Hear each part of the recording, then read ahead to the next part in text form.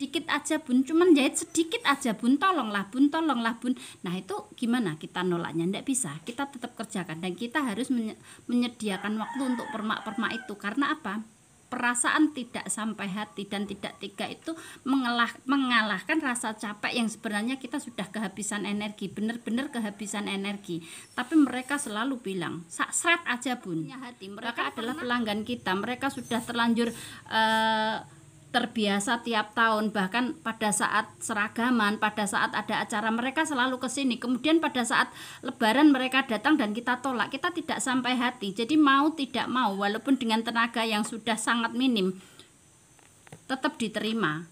Dan imbasnya banyak penjahit yang kurang tidur, stres kerja, kurang istirahat, tidak sempat bersihin rumah, ngurusin kue-kue lebaran. Jangankan mikirin kue-kue lebaran, mikirin diri mereka sendiri itu mau istirahat aja nggak sempet, karena dalam pikiran mereka hanya menyelesaikan pekerjaan tepat waktu dan jangan sampai pelanggan itu kecewa. Dan jangan sampai. Assalamualaikum warahmatullahi wabarakatuh. Jumpa lagi dengan Siva Naura Channel. Kali ini Siva Naura Channel ingin membahas tentang suka duka para penjahit menjelang Ramadan.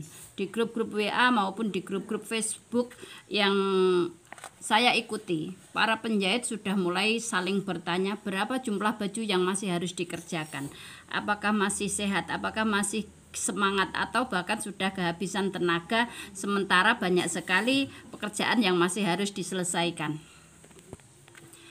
Lebaran kali ini pemerintah mengizinkan para perantau untuk mudik, kemudian resepsi diizinkan, anjang sana diizinkan, begitu juga dengan peribadatan Idul Fitri ataupun terawih di bulan Ramadan, semuanya sudah diizinkan dengan catatan tetap prokes, dan itu harus kita taati. Nah, kondisi ini berimbas pada penjahit yang kebanjiran order. Orang-orang mulai banyak menginginkan untuk dibuatkan baju lebaran, karena lebaran kali ini adalah lebaran perdana setelah pandemi. Nah, banyak sekali baju-baju yang diproduksi oleh garment, baju-baju jadi yang dijual secara murah di pasaran, dan itu tidak mengurangi rezekinya para penjahit rumahan. Para penjahit rumahan tetap kebanjiran order.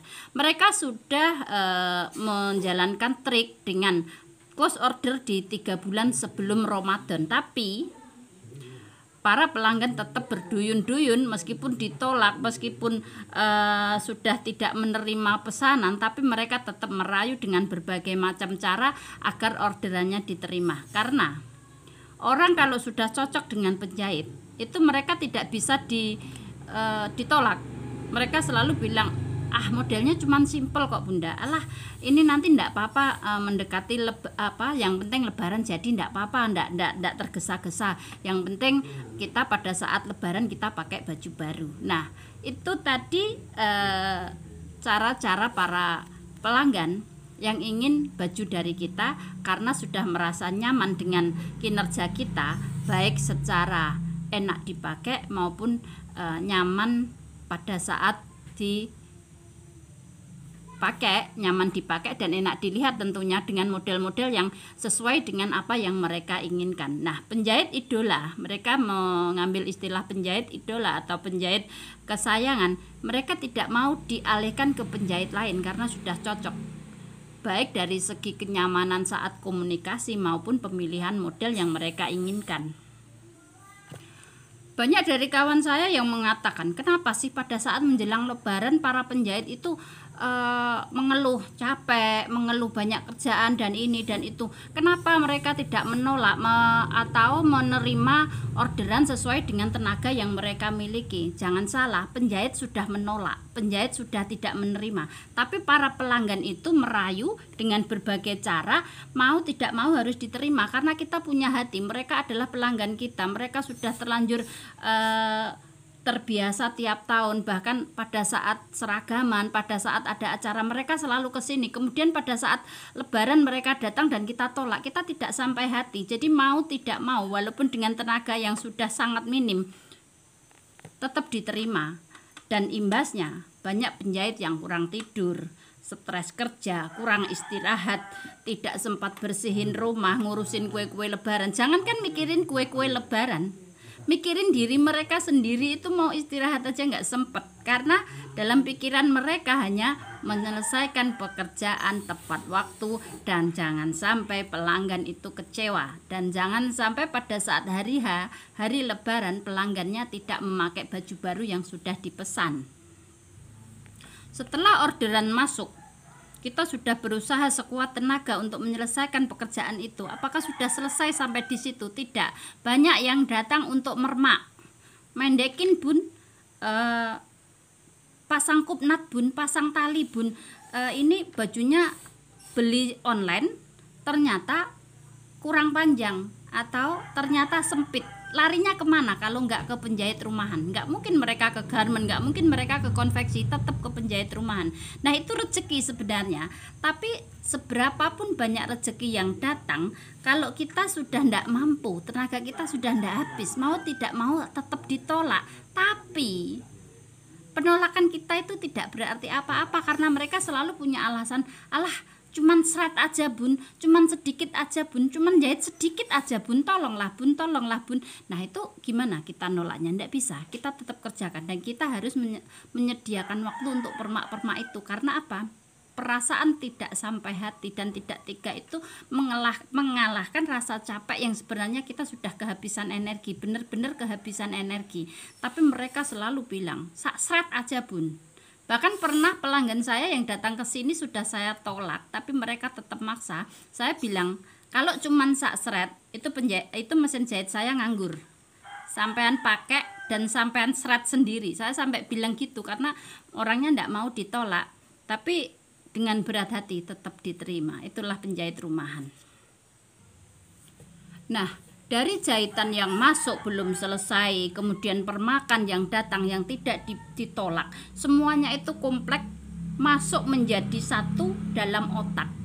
Itu rasanya penjahit itu otaknya sudah penuh dengan pikiran pekerjaan, terus kemudian terjadi kontra. Di dalam pikirannya itu terjadi kontra antara ingin menyelesaikan pekerjaan dan tenaga yang sudah habis, sudah capek luar biasa, tapi tetap harus bekerja. Jadi terjadi peperangan di dalam batin, pengen istirahat, capek, bener-bener capek, pengen istirahat, tapi kerjaan ini gimana gitu.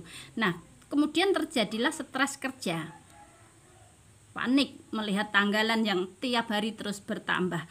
Lebaran sudah dekat, pekerjaan masih berapa, tiap hari yang dilakukan adalah menghitung pekerjaannya masih berapa, baju masih berapa yang harus diselesaikan, permaan yang ada berapa yang belum dikerjakan. Terjadi kepanikan, dan imbas dari kepanikan itu terjadi salah potong, kurang fokus, terus kemudian salah bikin model, lupa ukuran tangan yang harusnya 56 cuman dibikin 50, akhirnya kurang panjang. Terjadi banyak kesalahan yang akhirnya harus dedel. Bahkan tak jarang banyak yang mengganti kain. Banyak kawan-kawan itu yang telepon ke saya, bun ada kain seperti ini bun, saya salah potong bun, tolong dong cariin kain seperti ini bun, saya salah bikin model, harusnya permintaannya seperti ini, saya lupa tak bikin seperti ini bun, carikan kain. Ndak bisa cari kain yang persis seperti yang diminta, jelas ndak bisa, karena tiap pabrik itu memiliki kain yang beda-beda, motif yang berbeda-beda. Bahkan kalau kain polos pun, polos yang diminta misalnya warnanya lilac yang satu produk dengan produk yang lainnya itu lilaknya beda, pasti ada yang lebih terang sedikit, lebih gelap sedikit, dan lain. Tidak bisa, kalau mau ganti kain harus ganti semuanya. Dan itu pernah terjadi pada saya, bagaimana saya membuat baju, saya yang potong, penjahit saya yang jahit, dan jahitannya salah.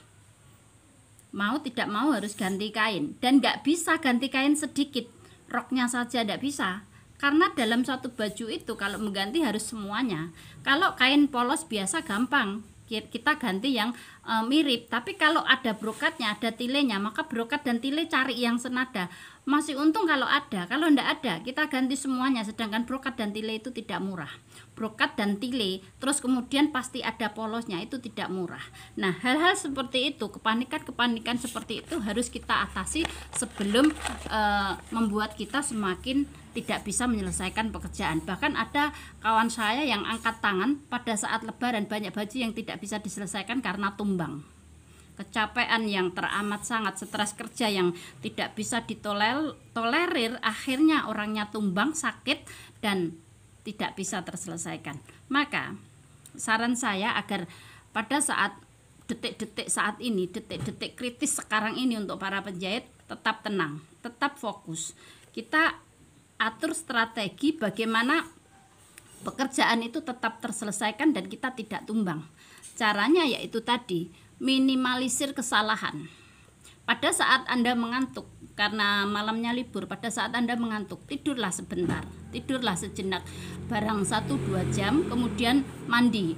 Guyuran air yang menerpa pori-pori kita itu akan menyegarkan tubuh kita, dan itu akan berimbas pada otak kita yang akan lebih fokus lagi. Jadi jangan sampai pada saat Anda lelah, pada saat Anda kecapean, Anda memaksakan diri untuk kerja karena ditakutkan kondisi yang kurang fokus akan membuat kesalahan kerja. Kesalahan kerja itu akan berimbas pada mendedel, salah potong, dan banyak lagi yang justru akan menghambat pekerjaan. Karena mendedel itu jauh lebih lama daripada menjahit. Kalau kita menjahit, kain digabung, dijahit, selesai. Tapi kalau mendedel, kita harus mendedel satu-satu, kemudian menjahitnya ulang, atau bahkan memotongnya ulang. Itu akan berimbas pada pekerjaan yang tidak akan selesai pada waktunya. Demikian tips dari saya, Syifa Naura Channel. Mudah-mudahan bisa membantu, mudah-mudahan bermanfaat, dan tetap tenang, jangan panik, fokus. Mudah-mudahan kita bisa menyelesaikan semua pekerjaan tepat waktu dan jaga kesehatan, jangan sampai tumbang menjelang Lebaran. Wassalamualaikum warahmatullahi wabarakatuh.